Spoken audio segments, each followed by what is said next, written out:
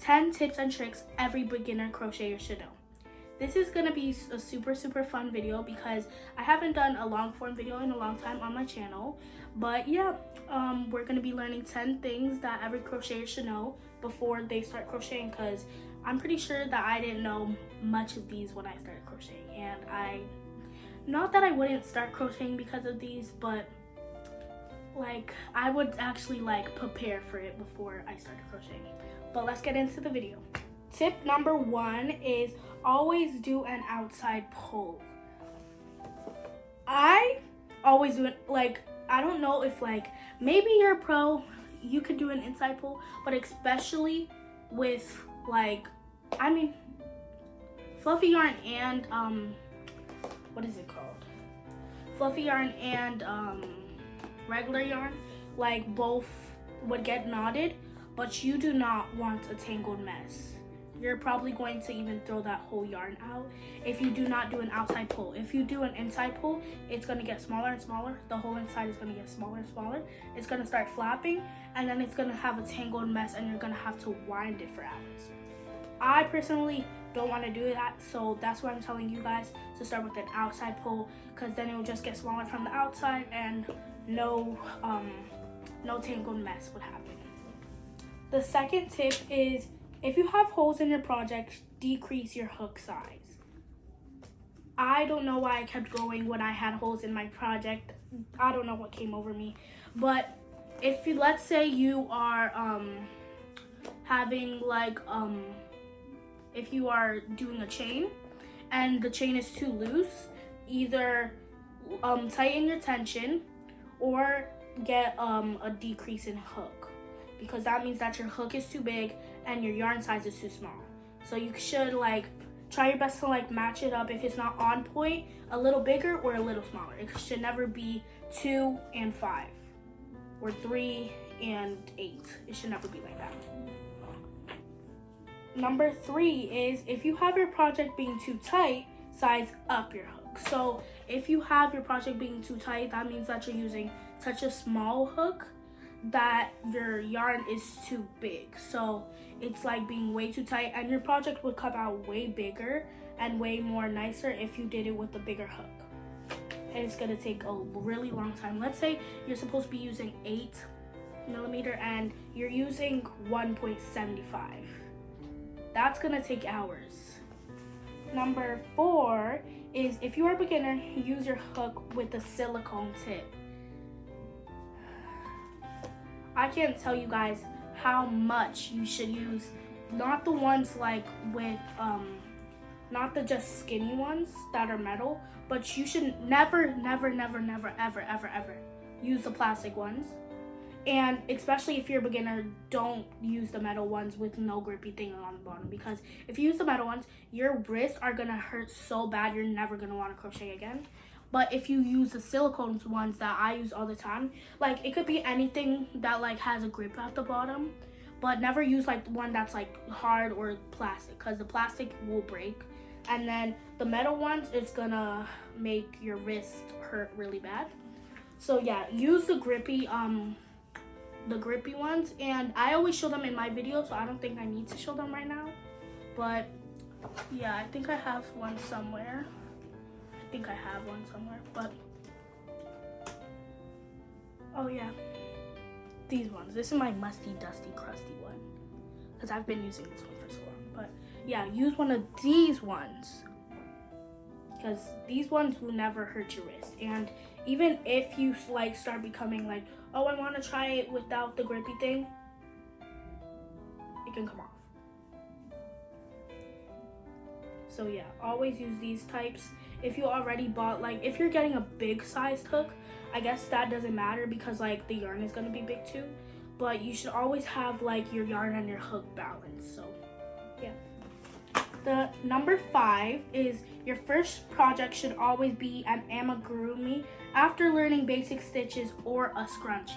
So I think yours should be a scrunchie. Well, if you're a boy, you could make a scrunchie for your mom or your sister. But if like you want to make an amigurumi, go for it. You would just need like more supplies, like you need like stuffing, like eyes, like, and you might need to embroider like some like blush on there or something. And like you don't have to go out of your way to do that for a scrunchie. You just need a hair tie, which is an extra material. But yeah, it should always be that after basic stitches, like increase, decrease, single crochet, half double crochet, double crochet. Yeah, after all those stitches, you should go right to a scrunchie, or if you want to take on the challenge, you should go to an amigurumi. Number 6 is always check the yarn label to get the right yarn size or hook. I used to like not really care and not really know what the yarn labels were meant for, or like those numbers on the hook, until my friend told me like, oh, what hook are you using? I'm like, I don't know. And she's like, check the bottom of it. And I was like, 7? And then she was like, what size yarn are you using? I'm like, I don't know. She said, check the label. And I said, I threw that out months ago. So never throw out your yarn labels. Like if you want to keep it in a box, do that, because if you need it in the future for like showing somebody where you got your yarn from or what type of yarn it is, you will always need that, and you cannot find that anywhere else. You will never know if like something is the same thing as your yarn unless you find the yarn label. And you would never know, like you can't just inference what the yarn size is to get a yarn hook. To be honest, on every yarn label, it should say the yarn size and the hook size that you should use. It should also say the knitting needle size, but like if you don't really knit, then you don't really have to look at that. But yeah, always check the labels. The next one, number 7, is always check the hook size label to get the right size.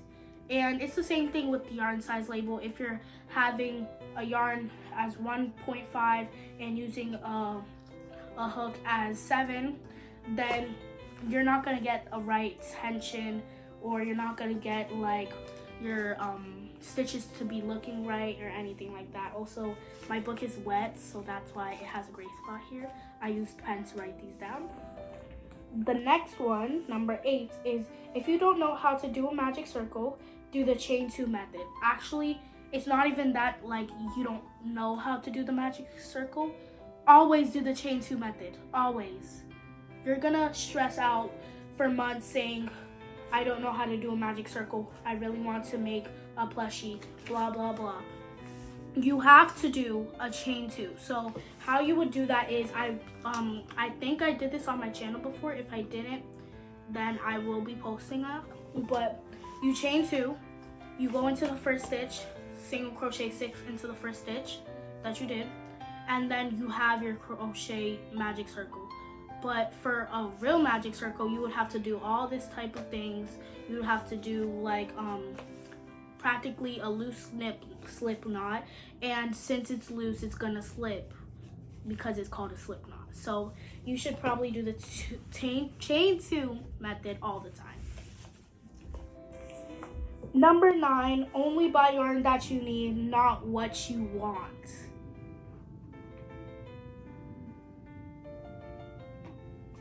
If you buy yarn that you think you need, or that you say, like you're going to a store and you don't know what you're gonna buy yet, and you say, oh, I like this yarn, it's pretty, I'm gonna buy it, you never do that.